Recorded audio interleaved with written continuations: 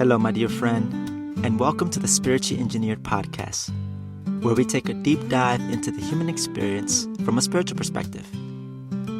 Come on in, and I invite you to stay.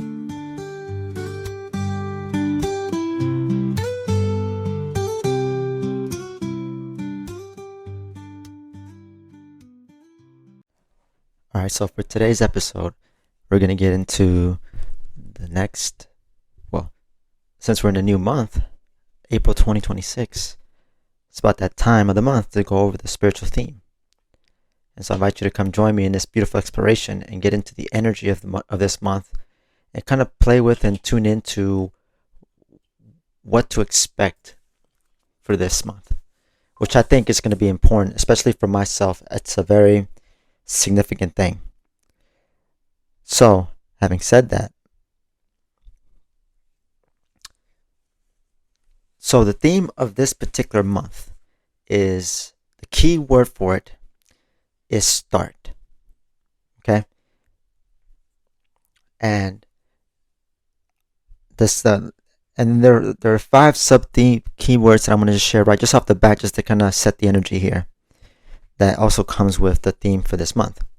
And they are as follows: arise, begin, cascade, fulfilling, and continence. So I'll get back to those in a second.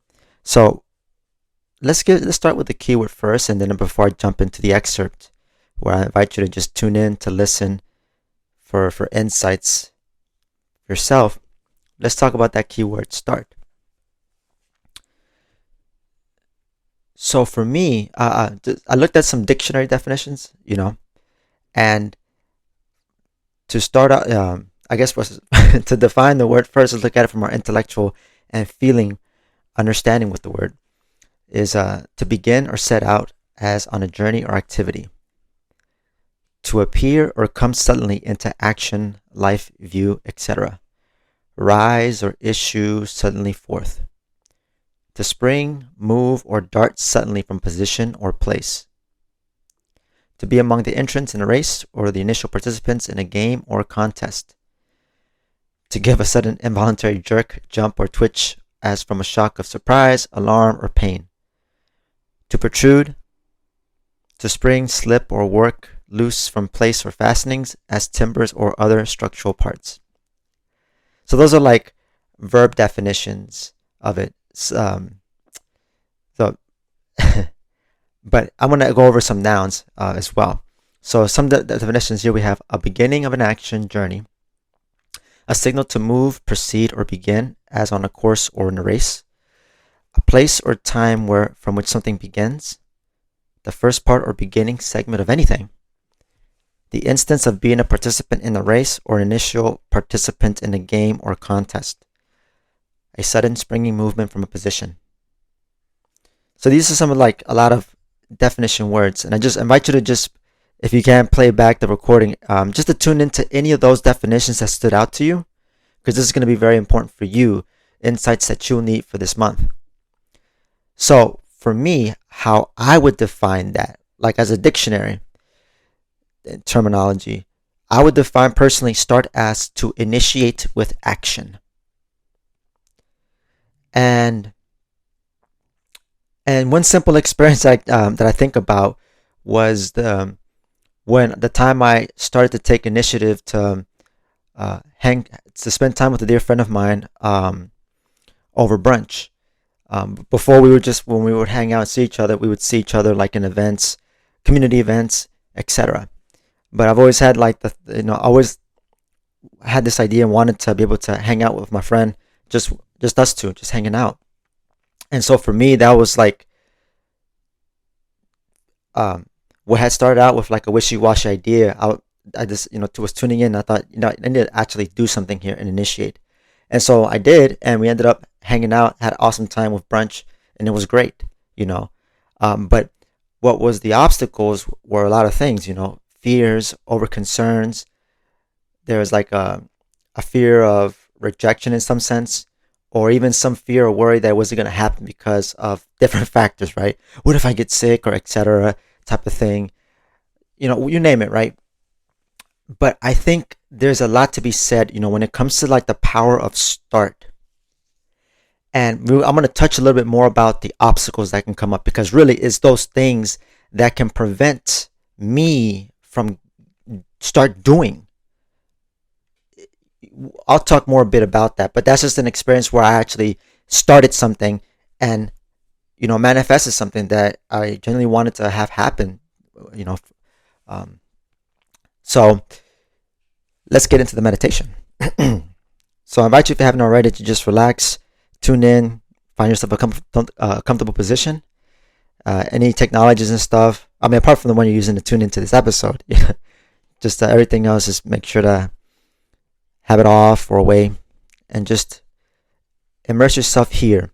So the excerpt I'm going to be going over for the theme is on the third sub-theme, cascade. And the word that, to start off with here, it says cascade. To start a cascade of inspiration, act from inner guidance. So here we go.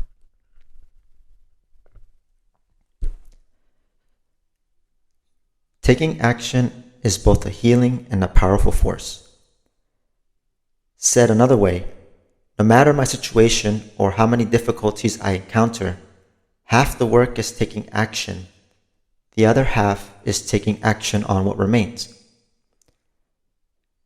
Doing so creates a cascade of opportunities and insights through action. If instead I allow myself to stagnate or blow my timing and momentum, I will begin experiencing many ups and downs. I will feel disconnected. This is remedied by taking a few minutes to follow insights from Spirit and then follow what comes from it. Before I know it, I am flowing again. Something interesting happens. I move away from the trappings of planet Earth, the gossip, moral issues, and pettiness. I live in a cascade of life force energy.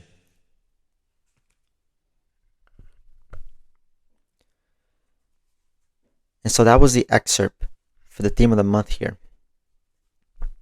Cascade. So going back to what I was sharing earlier before reading into the excerpt, just like with the example of, a desire to want to spend some time with a good friend of mine, a lot of stuff that comes up very often, and I know I don't have a copyright on this experience, where it's like, what starts out as an idea, a desire, an inspiration,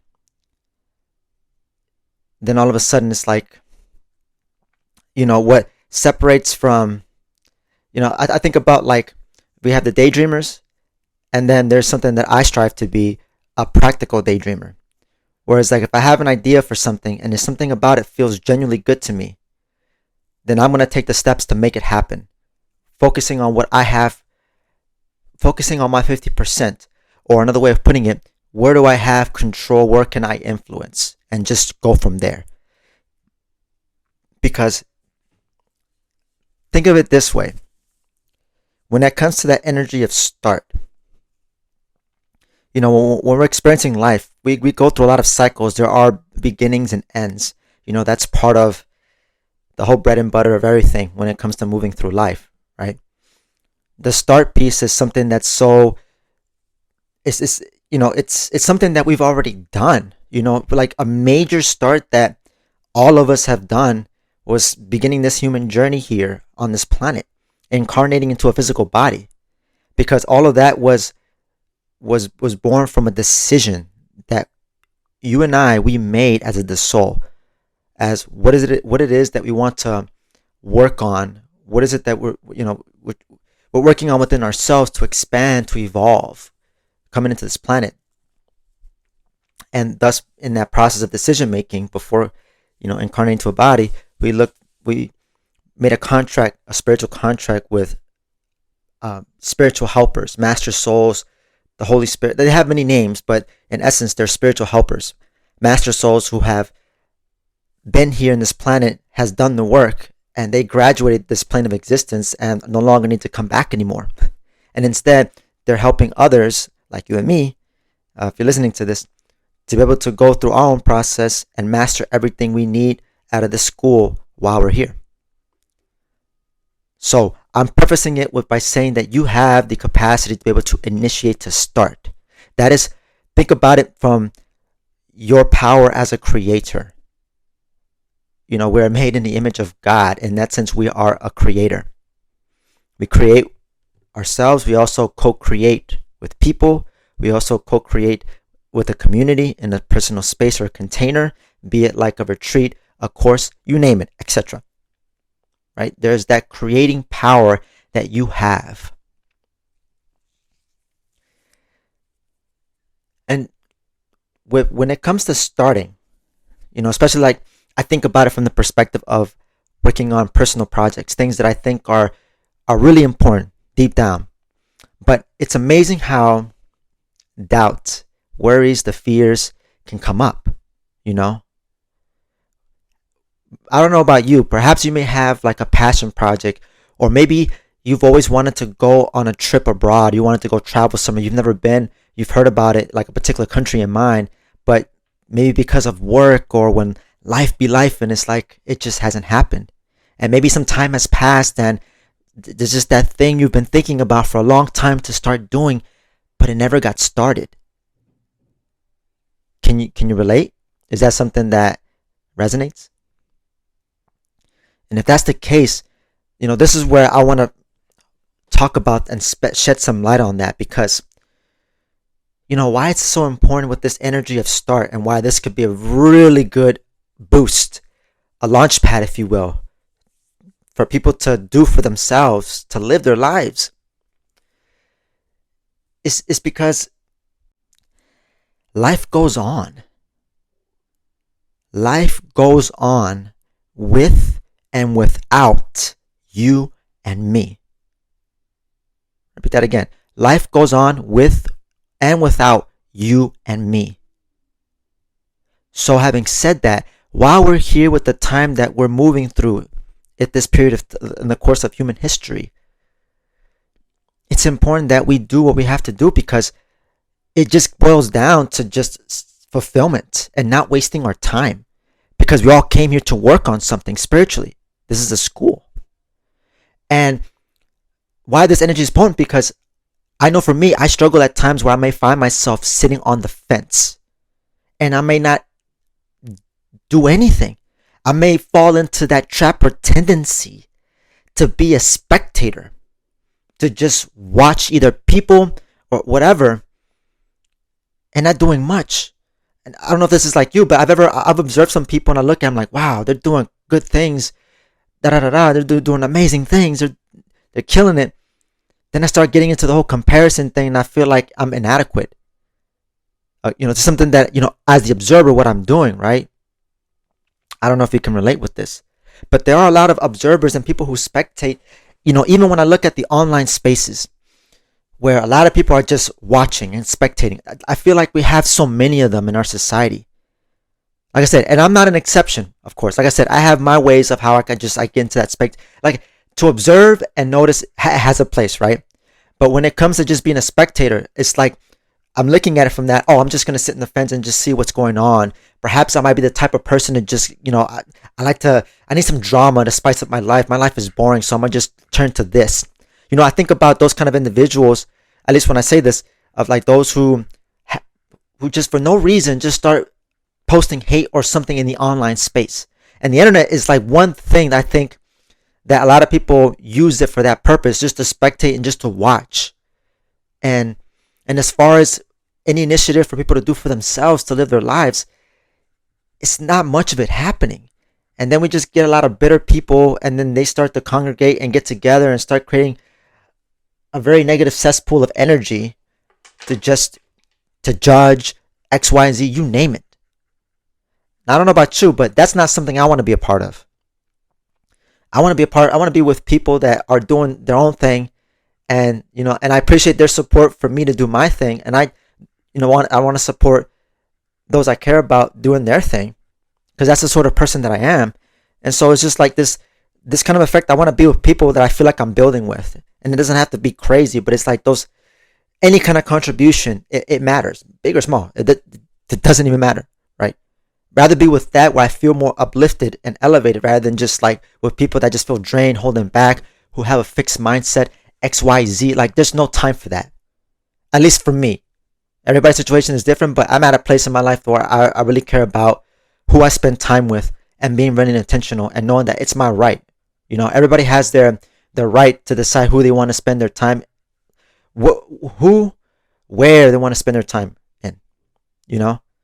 Because being at the age of 34, more and more, and it's sinking in more and more of just how precious time is and how much a lot of it I took for granted when I was in my 20s or, and younger, And this is just giving you my perspective of where I'm at. And if you're like younger than me and you're kind of getting that sense already, I mean, I think you're ahead of the curve in my personal opinion, because it really is, it really matters a lot now. And at some point, it's like, I'm not going to tolerate some BS anymore. At some point, I have to consider my own energy and how precious it is to me. So I'm just going to focus on the things that adds to my life and where I can add as well. And I can give of myself too, whether it be an opportunity to a person, whomever, right? I want to build, I want to rise, soar. So when it talked about like taking action can feel a healing, I'll never forget like when there's some stuff that I know I've procrastinated and when I've actually decided to take action on it, even if it's just like a simple step or I did something small, but I actually started getting into like a project that I've been putting off for months, maybe years. um, I won't name names, but yeah, but like even when there's something I've been putting off and I'm actually getting into it, how satisfied I feel and like even some relief I find. Like, okay, finally I'm doing something rather than just like, okay, I'll get to it. Oh man, I'm tired. Oh, this. I'm gonna just watch TV. I'm gonna just get on social media. Blah, blah, blah. I'll get back to it. And then the same damn thing repeats again and again. Can you relate? Like, it's crazy. This is why, for me, it's something that I've been working on a lot is more self-respect with my time and just being sincere with myself. How badly do I really want it? It's like how badly do I want to be successful? And I feel like to be successful, I have to be willing to feel uncomfortable, to be out of my comfort zone. Like, that is, to me, the way I see it now is like it's a requirement to be successful. I have to be open to feeling anything of what may come up, but understanding that it's there to help me, not to kind of break me down. Feeling feelings is not going to kill me. I'm going to share this because feeling my feelings, be it the whole spectrum, it won't kill me. I said to say, whatever you're experiencing, whatever thoughts that perhaps you're thinking about, and you're worried about the feelings you may have, or perhaps you're bringing to your present experience, but it's not even happening, it won't kill you. You know? And I remind myself that, especially like if I think about like this idea of like the fear of rejection, for example.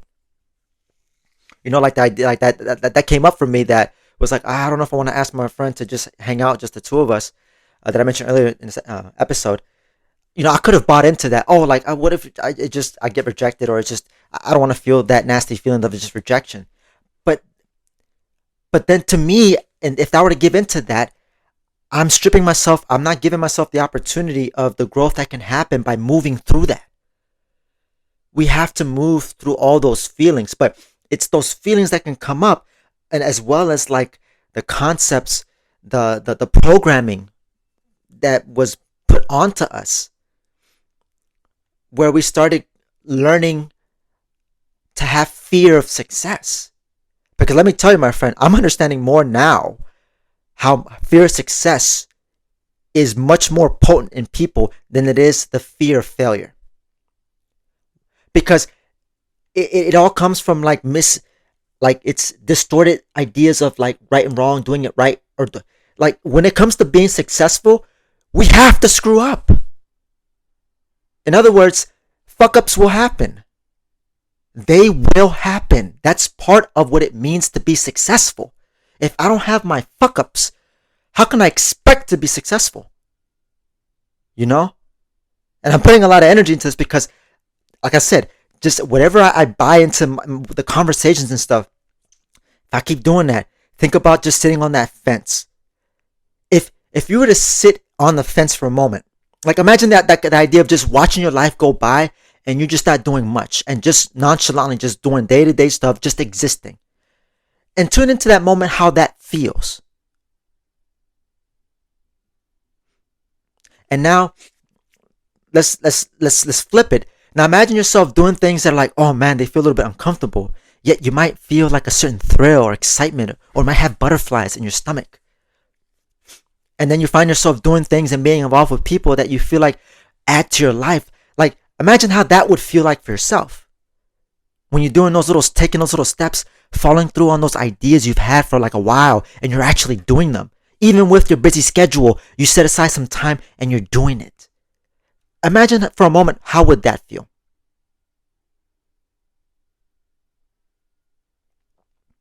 And so, and feel free, like, I kind of pause there for a second to give you opportunity to actually tune into that. I encourage you to kind of pause the audio here and just record, rewind this and listen to this part because I think it's really an important thing to get a concrete feeling for yourself.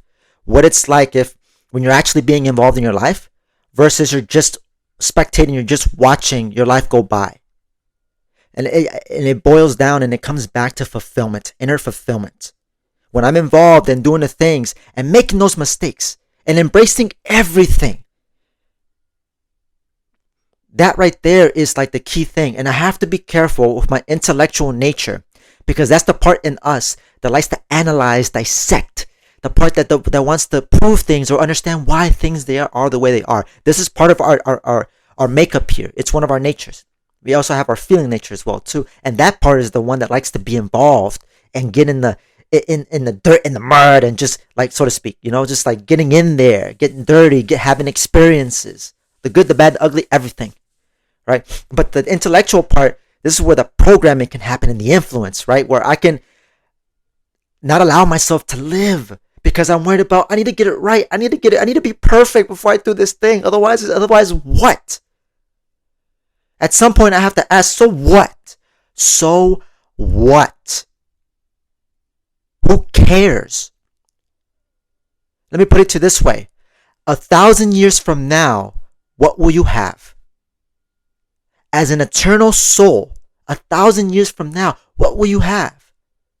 Are you going to remember that little toaster that gave you trouble X amount of years ago? Or that thing? No, a lot of that stuff gets forgotten.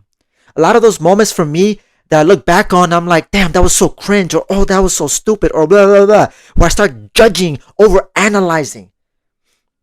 And then but I'm at this point now, I'm like, I'm pretty sure I forgot most of that. Like 99% of it.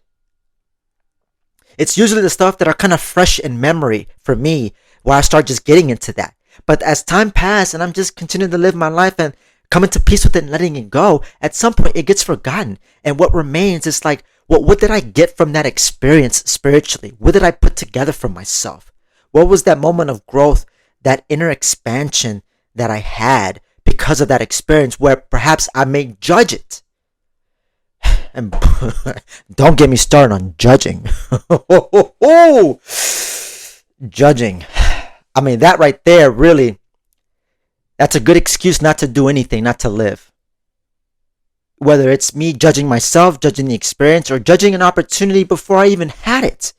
I'll come up with all these things and start coming up with all like scenarios and this like that. My prophetic part likes to just sense into the future, but this is where like I'm not using it to my benefit. And like, bro, you haven't even gotten started yet. Why are you worrying about the bridge that's like 2, 3, 4 ways down the like? Why am I worrying about 3 or 4 blocks down that way when I'm not even there yet, bro? I'm not even there yet. I don't know about you, but as I'm saying all this, it sounds freaking silly, cause it is. But it's that charge that we put into those things that get us, those hooks. And we all have our versions and things that get us hooked up. And that's part of That's part of the work that we need to do, while we're here. This is what our spirit guides did themselves, and when they showed up for themselves and they did for themselves. We have to do the same for ourselves, because when it comes to evolution, raising your state of consciousness, no one can do it but you. You can have help, but no one can raise it but you. And why I emphasize the evolution and the growth, because that is what we take with us. Everything else that we hear, right down to the jobs, the roles, the roles that I play, whether I'm like a colleague at work, or if I'm a partner to somebody, or I'm a friend, XYZ, like all these things are a means to an end. We don't take them with us once we go on. Because I want you to remember something, my friend. You are a free agent. You're not bound to anybody. You don't owe anybody anything. You are a free soul. It's part of one of the spiritual keys, that the commonality of what we all share. You are free. You're just on this planet for a finite period of time, just getting what you need, being involved, working on your relationship with yourself and others, and being of service to get what you need. Because all that's required to evolve, to give of yourself, to be involved with people, to do all the things, that at least the things that you need to, not to do everything. I don't want to do everything. I just want to go where I need to go. It's a big difference. Otherwise, I know for me, I'm going to start wasting time. So think about that for a moment, for yourself. It's like, do the things, but do the things that you need to do for yourself. Because we're only here for, a period of time, and we came into this planet with nothing. We came in with nothing but our own energy and where we were at that time, spiritually. And when it's time for us to go, when it's time to go back home in the universe, we leave with nothing. We came in with nothing, and we'll leave with nothing. Specifically when it comes to the material things of this world. We all know this. We're all aware of this. But how much of us truly get that from a feeling perspective? I feel that truth, not just some kind of intellectual idea. Because in my opinion, a lot of people just have those intellectual ideas about it. But to truly feel like this is just temporary, to truly feel or embody that, what that looks like in practice, I'm showing up every day, and every moment that I'm seizing the moment wherever I'm at. Not worrying about not being sidetracked by the doubts, the fears, the worries, like, screw you, I'm going to cut through you. Excuse me. Sorry, I'm here to live my life. Thank you. Bye. Just like embodying that, in all the opportunities. That to me is a lot of power. And there's some people in my life that I observed that embody that. They're just doing their thing. And I think when it comes to like observing, right? Because, I mentioned the spectator part, the energy, but really as the observer, that's really the balance key. There's like, if I notice something in somebody, first of all, I know I have it in me myself. So whatever you see in me, you have in yourself. Otherwise, how could you recognize it? Right? So that's one. And number two, I think for me, it's like to allow myself to be inspired rather than spiraling into, they got this, and rather than spiraling into the haves and have-nots. Because if I start playing that game, and it is a game, then I start to turn away from the good thing I've got going on now. If you compare yourself to others, you're stripping away from, or you're taking yourself away from the good thing you've got going on in your life now. Do you see that? Or perhaps maybe you're getting into judgment. And like I said, this is when judgment right here can be a pain in the ass. Because it's like that example there where I get into this comparison and I start thinking lack. I'm judging the other person, I'm judging myself, and already I'm not recognizing, losing sight of what's the good thing that's going on, that's working. Because I know my guidance reminds me from time to time of the things that are actually working. And it's so crazy and it's so silly. I was just regrouping with my mentor. We do our little monthly regrouping. And she was reminding me of something I've always done for a while. It's how much I underestimate how I'm doing. Oh my God. Ugh.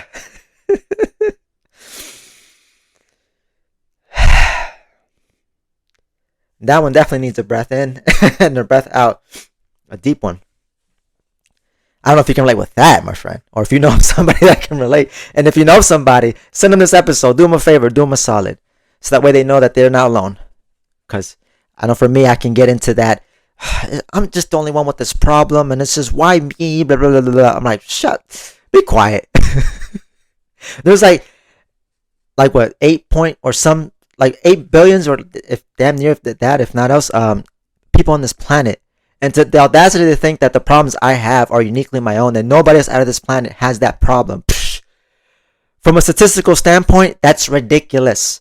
Even from an inner knowing perspective, that's ridiculous. But it's amazing how I know I can get into my little cubicle, start boxing myself in. And again, doing all that stuff from that programming, and I'm not starting.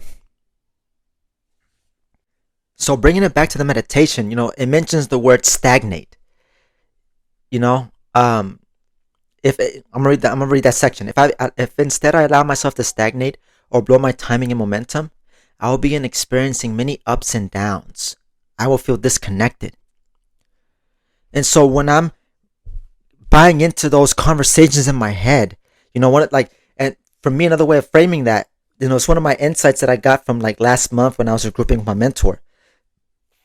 How often I wrestle with the thoughts in my head. I wrestle with things that aren't really constructive. They're just negative. They're just whatever. They're wishy-washy, you name it. They're not contributing anything positive. And yet here I am wrestling with it, ruminating in my head. And what am I doing in the present moment? I'm taking myself out of the present moment. So it's truly an amazing thing of just my intellectual part, and just when I'm not using it to work for me, when I use it to work against myself, boy, I mean, truly, it's that part there that's the root of all the suffering in the human experiencing. It's just that intellectual nature just not doing what it was meant to do. It was just simply to just let me put it to you this way. So we have our intellectual nature and we have our feeling nature. Our feeling nature is our intuitive part. It's the part that wants that sense of connection and belonging, that feels one with everything. It's, think of your childlike part. And our intellectual nature, as a review, it's our analyzing, dissecting, the part that wants to understand why things are the way they are. And so there's a flow as a soul when that is to say, to move in balance. And it's feel, think, act. Feel, think, act. Right? So there was always this, I remember growing up, I was told, think before you act. Think before you act. But that was only a piece of the puzzle. But then it's feel, think, act. Feel, meaning the impressions, the psychic impressions that I can pick up, my gut instinct, I feel something. I'm picking up something, whether it's off or on, whatever the case may be. And then using my intellectual nature to just simply organize enough to be okay, what's this impression about? Okay, I'm getting these impressions here. Okay, once I've organized it just enough, and what I mean by enough is just enough that I can take action on it. That's it. Just enough so I can take action on what I've organized and what I've picked up intuitively. Feel, think, act. Now, when I'm buying into the crap, what ends up happening is feel, think, feel, think, feel, think, feel, think. And act is just out there I guess we ain't acting. I guess we ain't acting. And so it starts to get into a really unhealthy loop, a pattern, if you will, where it's just nothing short. Again, I'll just bring back to that. What I'm saying is fear of success. And I'm hoping at this point of the episode, I'm giving you some ideas of why, I'm giving you a better sense of why fear success is actually more of a thing on a wide scale than the fear of failure. Because there has to be that mistakes. Oh, I have to fail. That's part of the success. Who says success has to be, oh, success means getting it perfect the first time? Does that make sense to you? Because to me, it sounds like garbage. It's garbage. I'll spit on that. Success is having those messes. You know what I mean? It's like there's always they talk about the humble beginnings. When we look at somebody in their prime and they're doing it, we don't consider or see the story that led up to that. You know, like it's a gradual process when we look at people, especially like when we look at it from like the financial perspective. Oh man, they're doing well for themselves. Yeah, that's like a culmination of like a lot of failures and working through the emotions and a lot of stuff that came up to that. There's a story behind that. We don't just get there overnight. It is an ongoing process, a commitment. Gotta show up every single day, baby. You gotta show up every day. Otherwise, then what's the point? Then at that point, I'm just wasting my time if I'm not even doing anything. Then why, you know what I mean? Why be here in this planet? So that's just that kind of simple perspective. And so my apologies if at some point in this episode I've been sounding kind of intense here, but a lot of it hits close home to myself. You know, the ways that I buy into these the BS in my head, and I don't start doing those important things that I know deep down would actually help me feel like I'm progressing. You know, and it can be little things. I know for me, it's like some big projects that I've been kind of delaying, and you know, but even then with some of the projects that I've already started, it's just I have to keep at it, keep going, because it's amazing how when I start and I've made a decision and I've started on something, there will always be that excuse to buy into the doubt and all that stuff. Like it's always going to happen, right? And I think it's a powerful thing to be able to flow through all that, no matter or whenever it happens, because we're going to pick up feelings, thoughts of other people in the environment. And mind you, when you pick up the doubts and all those aren't you. It's not you. Think about it when you were a child. You didn't doubt yourself.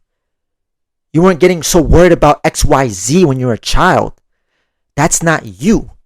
So I want you to at least consider that when you're moving through and you're thinking about these thoughts.